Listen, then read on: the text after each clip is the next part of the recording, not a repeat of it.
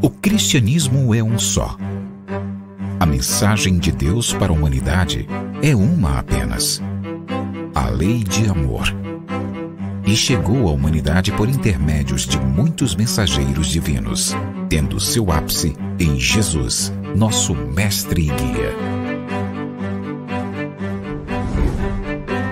Ezequiel, Malaquias, Elias, Abraão, Moisés, Jesus, Kardec e todos os grandes avatares da humanidade vieram à Terra com o objetivo de trazer a mensagem divina ao homem, conforme a condição de entendimento da humanidade à época.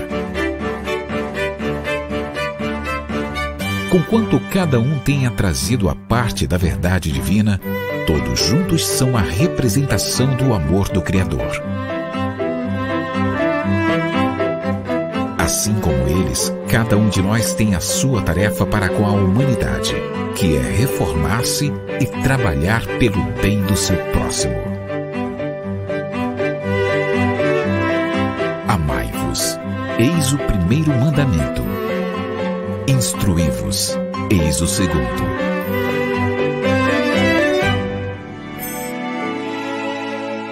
Conhecendo o Espiritismo. Centro Espírita Online Casa de Jesus, a morada de todos os corações.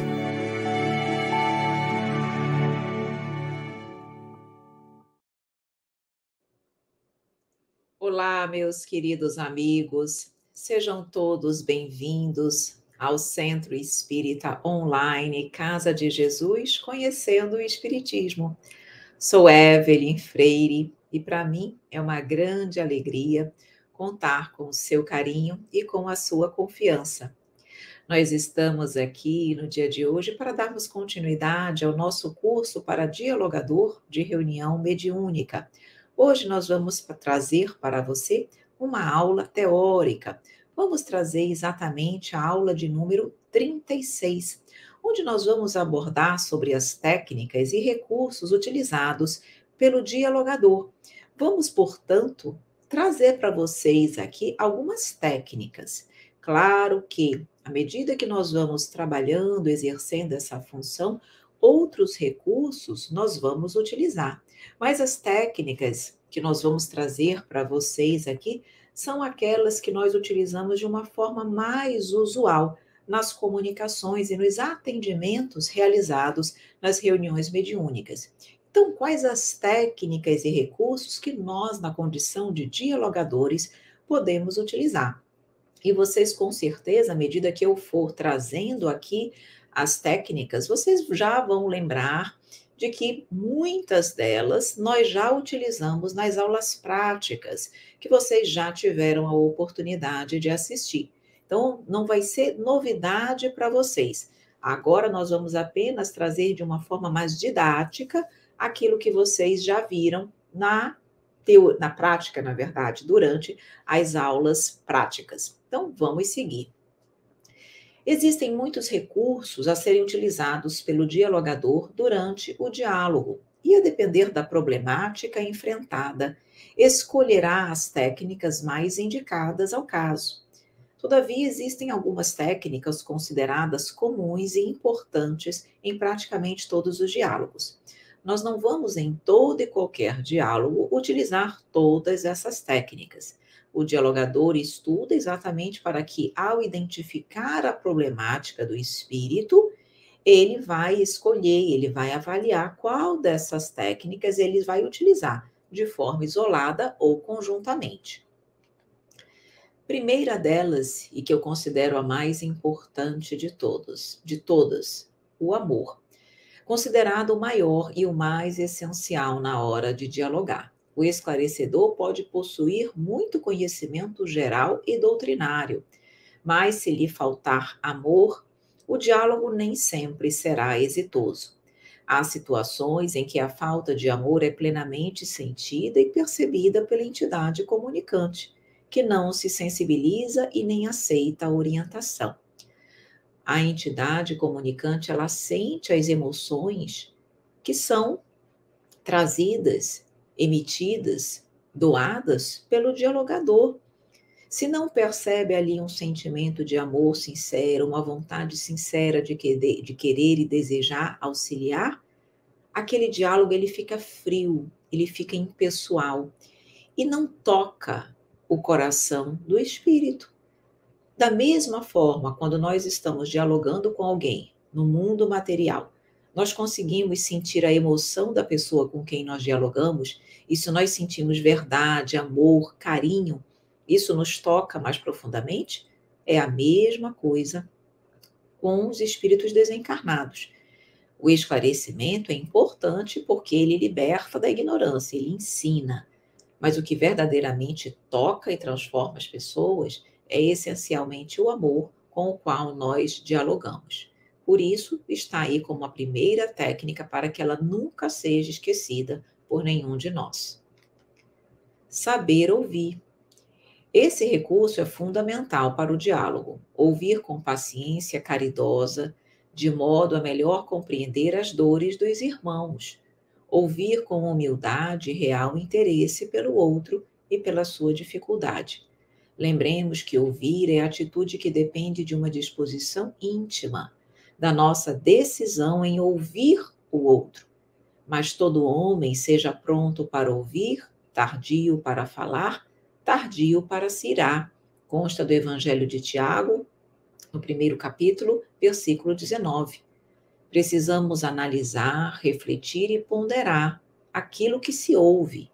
O dialogador deve estar disposto a identificar o sentido de todas as palavras. Quem não sabe ouvir, não sabe dialogar com êxito.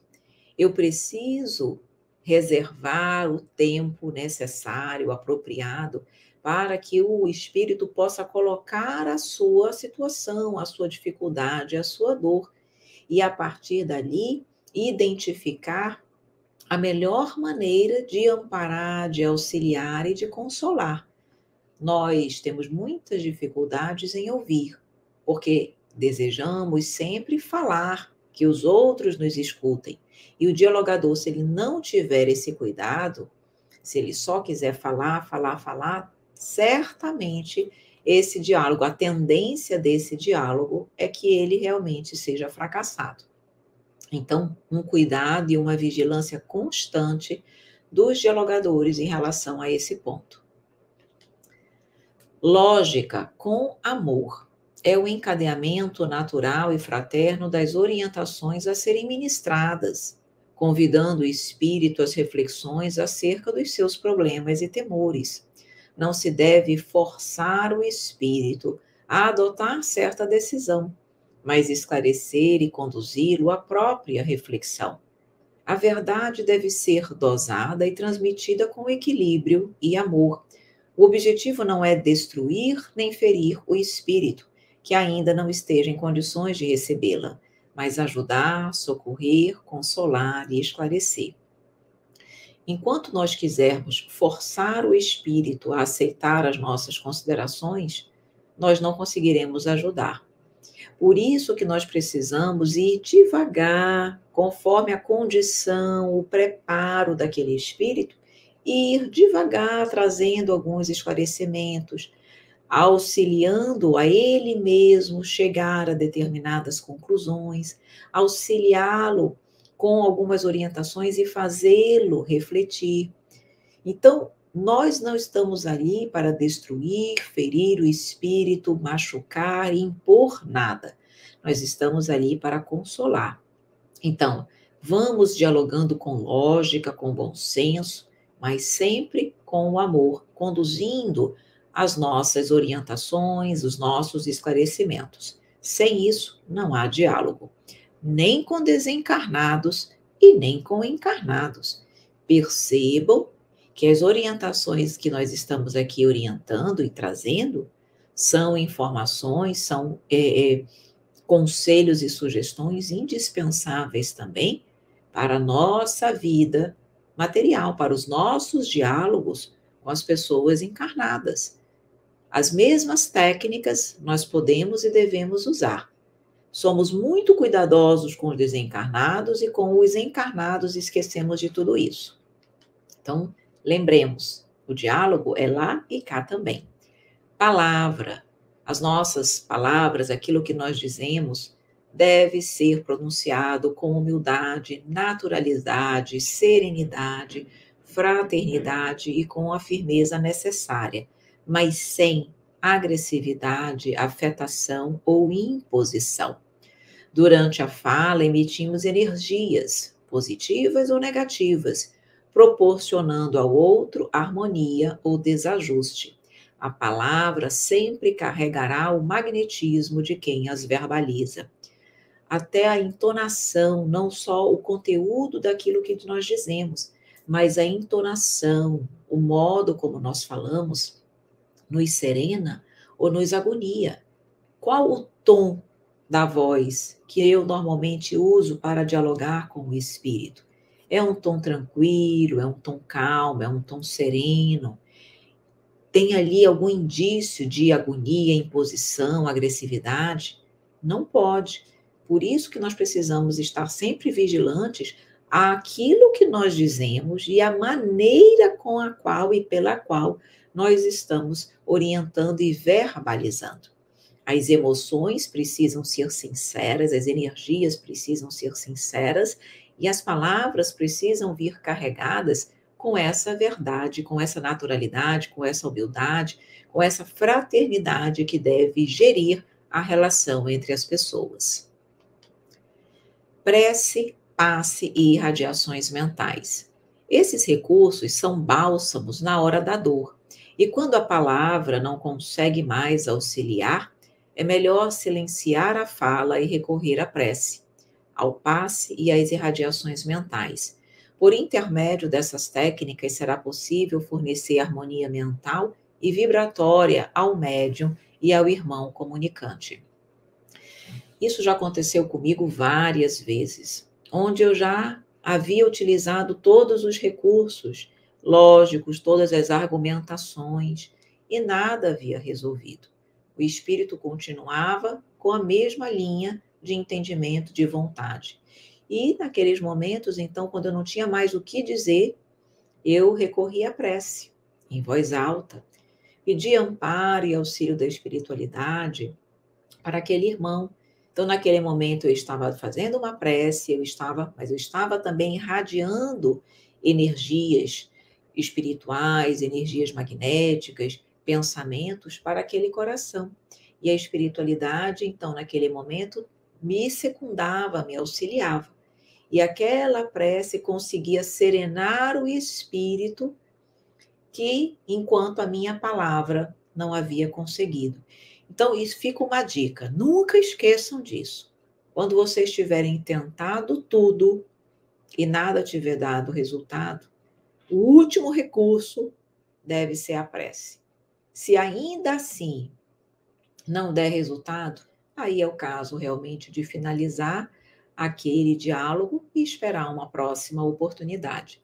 Então, a prece, o passe e as irradiações mentais são muito úteis. E, normalmente, esse último recurso é aquele que realmente faz com que o diálogo possa terminar com êxito para todos. Os fluidos mentais emitidos por toda a equipe são recolhidos pelos benfeitores e direcionados para auxiliar os espíritos. Quanto mais puros e salutares, mais auxílio pode ser ofertado. Já tivemos a oportunidade de falar sobre a qualidade dos fluidos, a importância dos fluidos doados serem os mais puros, limpos possíveis, para que o auxílio prestado para os espíritos em atendimento seja o melhor possível. Outro recurso importante, o sono e a regressão de memória. Quando a conversa não está sendo mais tão produtiva, pode-se induzir a entidade ao sono reparador, que seguirá em atendimento pela equipe espiritual, ou ainda a regressão de memória, acessando informações pretéritas que auxiliarão no entendimento de sua problemática. O dialogador será intuído pelos benfeitores na adoção de tais recursos. O magnetismo balsamizante fornecido pela hipnose benéfica acerena o coração do espírito em desajuste, auxilia no afastamento do espírito e no desligamento psíquico do médium. No que concerne à regressão do passado, o dialogador faz com que o espírito contemple o próprio passado, muitas vezes protegido por fortes mecanismos do esquecimento. Não querem lembrar. É um processo bastante doloroso, mas ao mesmo tempo libertador e necessário. Então, nós podemos, em determinados momentos, induzir o espírito ao sono. E vocês já viram isso quando nós dizemos, então, você pode descansar agora, dormir um pouquinho. Quando você acordar, você vai se sentir bem melhor. O sono, ele é reparador. Ele repara as energias espirituais, ajuda na reparação dos fluidos perispirituais, no auxílio dos pensamentos conflitantes, desequilibrados. Então, realmente, quando o espírito acorda, ele vai se sentir bem melhor. Então, em alguns momentos, quando nós percebemos que a conversa também não dá muito certo, que nós já fizemos uma prece também não dá muito certo, é a hora realmente de desligar aquele espírito e nós podemos fazê-lo através da indução ao sono, para que ele possa. Aí você vai ali num processo de realmente indução, por isso é um processo ali hipnótico, você vai dizer, então, que ele vai se sentindo sonolento, e ele vai tendo a oportunidade, então, de se deixar vencer por aquele sono, e aquele sono, então, vai, de alguma forma, servir como auxílio para o seu tratamento e para a sua recuperação espiritual. E a regressão de memória, ela é muito utilizada em caso de espíritos que vêm numa condição de obsessores, que querem se vingar, sempre se achando vítimas. Então, através da regressão de memória, nós temos a oportunidade, por exemplo, de fazê-los regredir ao passado, onde eles não eram só vítima, porque nós sabemos que isso é uma hora você está na condição de obsessor, na outra de obsediado, uma hora na condição de vítima, outra hora na condição de algoz. Então, esses espíritos que hoje se veem como vítimas, porque foram vítimas na última reencarnação, muito provavelmente em reencarnações passadas, foram algozes, fizeram mal às pessoas que hoje perseguem. Então, é uma forma de mostrar que é preciso haver o perdão, é preciso parar aquele ciclo vicioso de fazer mal e de receber o mal, de ser algoz e de ser vítima. Então, é um recurso muito utilizado, é um recurso também utilizado quando as pessoas chegam com esquecimento de memória, quando não lembram quem são, o que foram de suas vidas. Então, nós podemos também fazer uma regressão de memória, que ela pode ser a partir, auxiliar no processo de hipnose, que a própria pessoa vá recordando. Então, a espiritualidade vai atuar através de um passe ali espiritual, no espírito, para que as suas memórias mais pretéritas possam ser acessadas e ele mesmo possa lembrar. Nós podemos fazer um processo de indução, de regressão de memória diretamente no espírito, nesse sentido, ou falando para que as memórias venham através de uma prece, ou nós podemos utilizar o recurso da tela, de uma tela, como se fosse uma tela de TV, que é plasmada na frente do espírito, e ali as imagens tiradas da sua própria memória perispiritual serão ali reproduzidas para que ele possa acessar as memórias, as lembranças necessárias e importantes para o êxito, para o seu esclarecimento naquele momento. Então, pode ser diretamente com ele, ou se ele não tiver em condições e não conseguir, nós vamos utilizar, então, a tela que é plasmada ali para ele. Então, o próprio dialogador vai avaliar se ele vai optar por uma condição, um tipo de regressão de memória, com um recurso ou outro, ok? Sugestão e hipnotismo. Quando o espírito também apresenta-se com fixações mentais que podem causar alguma deficiência no corpo perispiritual, como chagas, lesões e outras deformidades, elas podem ser amenizadas ou solucionadas mediante certos comandos e induções mentais do médium esclarecedor, que, aliando outros recursos fluídicos e também o auxílio da equipe espiritual, consegue fazer o espírito retomar sua condição de normalidade ou pelo menos ter seus efeitos aliviados. Espíritos que chegam na condição de zoantropia, licantropia, ou com o perispírito comprometido com chagas, limitações, cegueira, corpos machucados, sem algum órgão, algum membro, enfim, com alguma limitação perispiritual, nós podemos também, num processo de hipnotismo, sugestão e hipnotismo, irmos fazendo o quê? Ajudando ele a plasmar um corpo perispiritual ou perfeito, sem qualquer tipo de deficiência, ou pelo menos aliviar muito aquela condição. Lembremos que o corpo perispiritual, ele é plasmado pelo poder do pensamento e da vontade. Logo, ele tendo essa propriedade plástica, se o pensamento e a vontade do espírito for no sentido de se ver e se sentir saudável, ele está naturalmente direcionando essa vontade para o seu corpo perispiritual. E o perispírito, então, vai adotar a forma que o seu pensamento está ali direcionando, desejando. Então, quando nós estamos ali num processo de sugestão e hipnotismo, vocês também já devem e vão estar tendo a oportunidade de acompanhar nas aulas práticas, quando a pessoa chega ali, por exemplo, com alguma dificuldade no seu corpo perispiritual, alguma chaga, alguma lesão, nós vamos dizendo que, na verdade, naquele momento, ele já está recebendo toda a assistência da equipe e que toda e qualquer dificuldade, lesão, problema no seu corpo está sendo solucionado, que os medicamentos estão sendo aplicados, que Jesus está ali com ele curando de qualquer dificuldade, qualquer dor, que ele não tem mais chagas, que o seu corpo e sua pele já está normal, já está correta, que não tem mais nenhuma lesão em algum membro, que se, por exemplo, estiver sem uma perna, um braço, que naquele momento está havendo um processo, se ele não souber, não tiver entendimento do plano espiritual,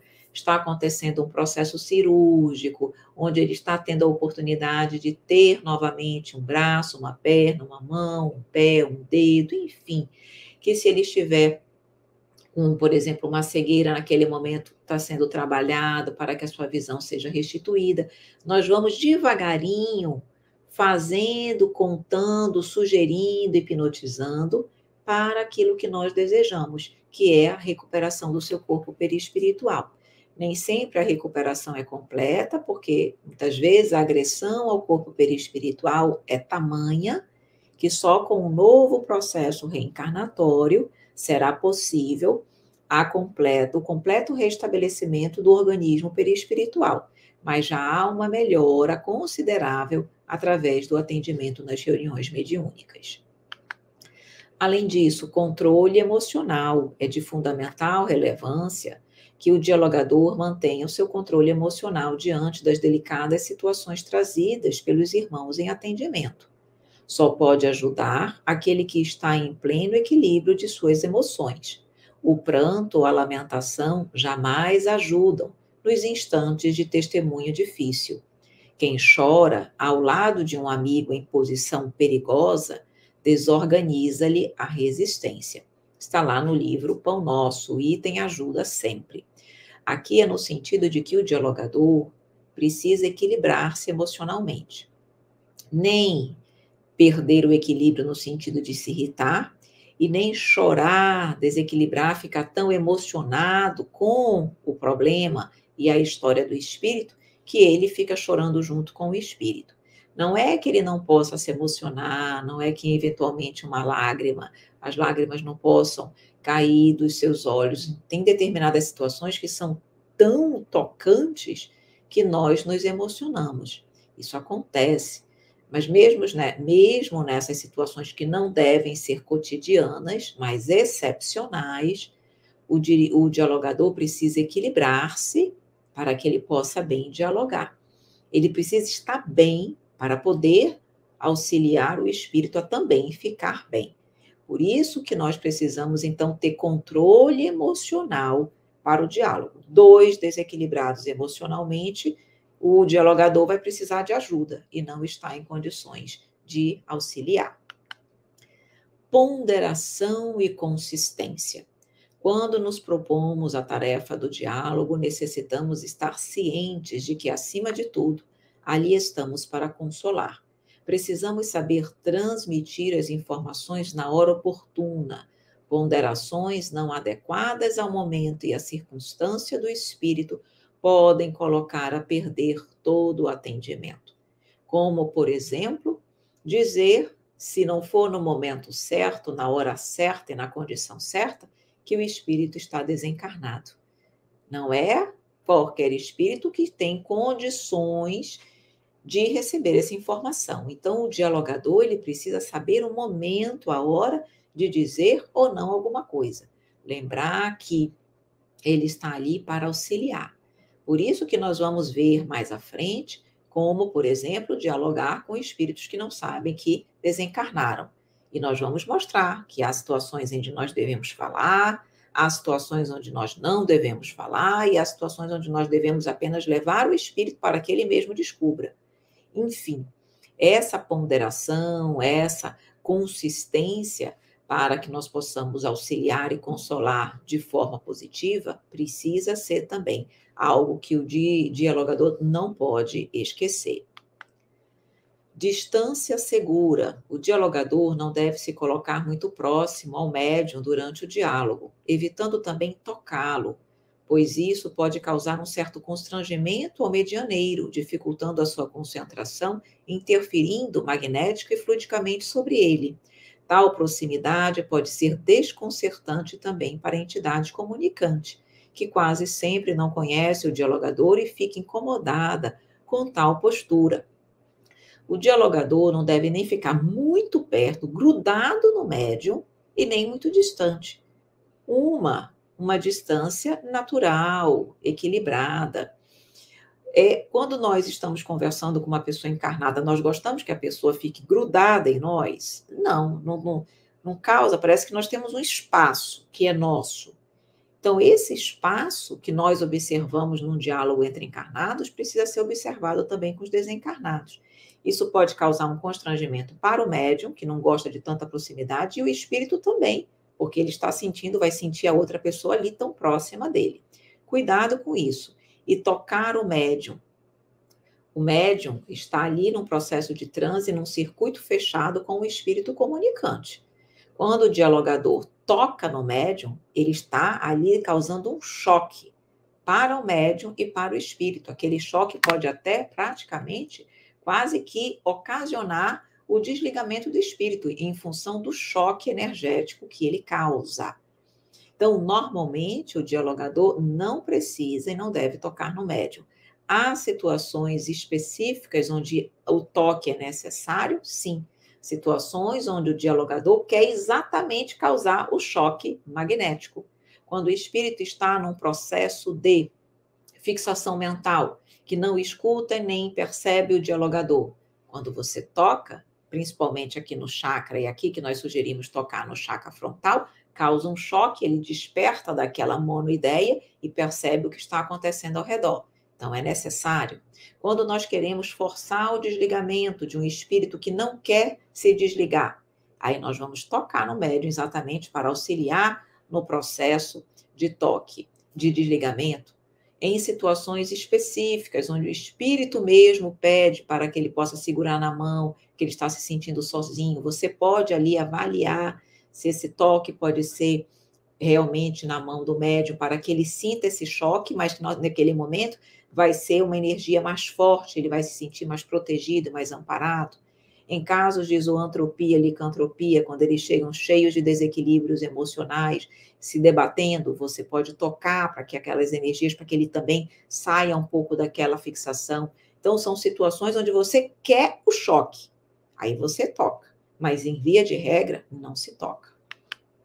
O toque no médium pode acontecer em situações pontuais, como para despertar o espírito de um sono profundo, tirar o comunicante de uma ideia fixa, prestando atenção nas palavras do dialogador, causar um choque fluídico que auxilie no desligamento da entidade ou no despertar do espírito, em casos de zoantropia, licantropia, como nós dissemos, situações onde nós queremos o choque.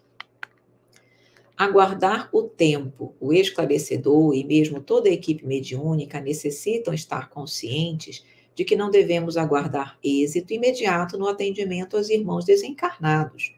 Não foi de modo repentino que muitos chegaram à condição infeliz que hoje se encontram, e não será de um momento para o outro que todo sofrimento, dor, raiva, medo e angústia irão desaparecer. Sabermos utilizar os recursos, mas também entender que nem sempre serão exitosos naquele momento. Então, aguardar o tempo de cada um, processo de mudança gradual, com encarnados e desencarnados também. Não conseguimos naquele dia? Não tem problema. Vamos aguardar uma próxima oportunidade e a espiritualidade, se for o caso, vai trazer novamente aquele espírito para ser atendido na reunião.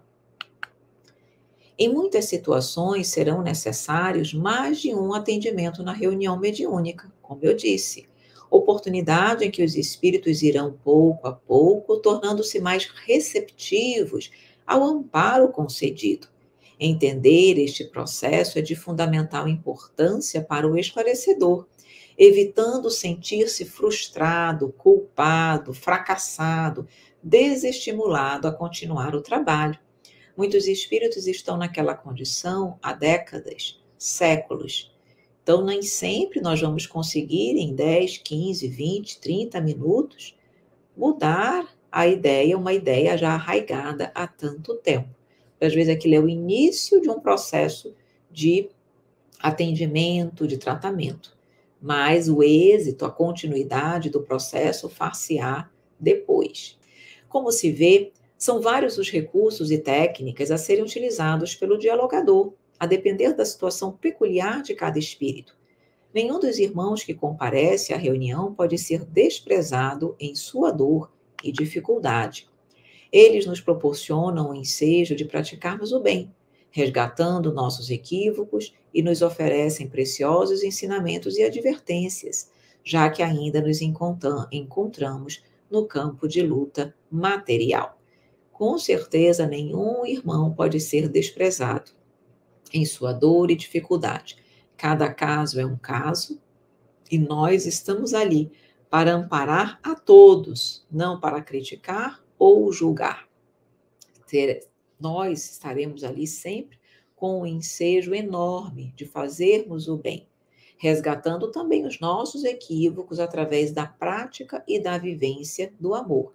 Recebemos ali preciosos ensinamentos, inúmeras advertências para que possamos, na nossa atual existência, caminharmos de uma forma mais positiva e com Jesus. E com isso, meus queridos amigos, nós vamos finalizando mais uma aula do nosso curso de Dialogador.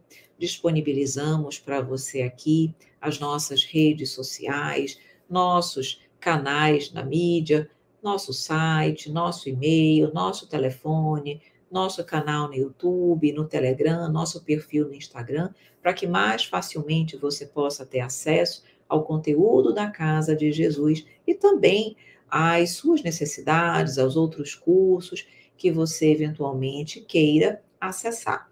Qualquer dúvida que você tiver, deixe nos comentários. Você pode deixar nos comentários do vídeo. Qualquer dúvida que você tiver, você pode encaminhar para o e-mail evelyn@conhecendoespiritismo.com.br. E se for outras dúvidas, que não dúvidas doutrinárias, para o suporte @.